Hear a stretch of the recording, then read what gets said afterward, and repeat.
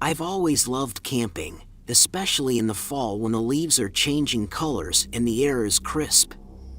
So when my best friend, who I'll call Katie, asked me to go camping with her for her birthday, I jumped at the chance.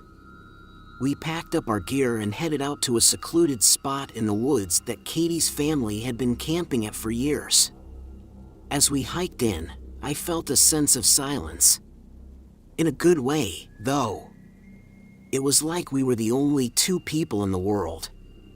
The hike was relatively short, and when we arrived at the campsite, we both started working on setting everything up.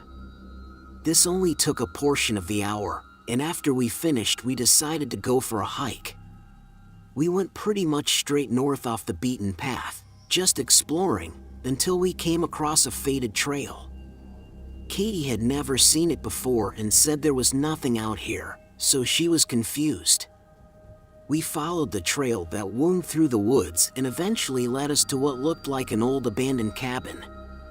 It was small and weather-beaten, with broken windows and a sagging roof. Katie was eager to explore it, and I was a bit hesitant, but also really curious. We stepped inside. It was clear that no one had been there for years. We poked around for a while, looking for any interesting artifacts or clues about who had lived there, but we didn't find anything. As we were about to leave, I noticed something strange. There was a door in the corner of the cabin that I hadn't noticed before. It was very small and had a padlock on it. I pointed it out to Katie, and we both became curious. The lock looked really old, completely rusted all over. I knocked on the door, knowing nobody would be inside, but I just wanted to make sure. Katie went outside and grabbed a large rock, handing it to me. I smashed it against the lock, only taking a few good hits until it broke open. The door dragged against the ground as we pulled it back inside. It was pitch black and we couldn't see anything. Katie pointed her flashlight through the doorway, and there was a staircase leading down. We both were creeped out now, but we assured ourselves that nobody has been here for years, and there really wasn't anything realistic to fear. I led the way down the steep staircase. It wasn't very long, only 8 to 10 steps before it opened into a room. What we saw was very disturbing and strange. There were several small mattresses on the ground, along with some other random furniture. They looked very modern, though, like the mattresses had to be within 5 years old. Something about it just hit me with fear, and both of us rushed upstairs. We pushed the door shut again and stood there, unsure of what we just saw.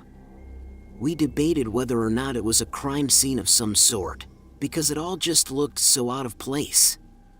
As I was talking, Katie suddenly shushed me. In the distance, footsteps were coming toward the cabin.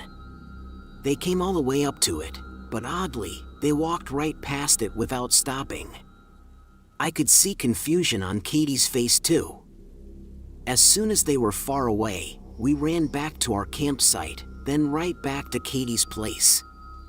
We called the police, just in case it was something to us. The fact that the person kept walking without even stopping meant that they were familiar with the cabin. We didn't know if it was due to something bad or not, so we decided to let the police decide. They searched the cabin and the area around it, but ultimately found nothing leading to anything they said. It was really strange and even seemed like it had to be something bad, but there just wasn't anything justifying that.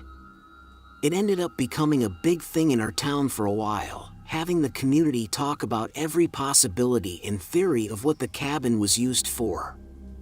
The city even had the cabin torn down because they didn't want people visiting it.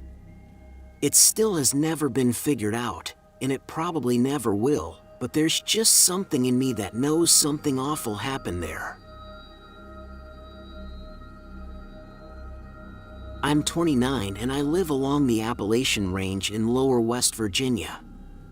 I've been going backpacking and camping for years, exploring different trails all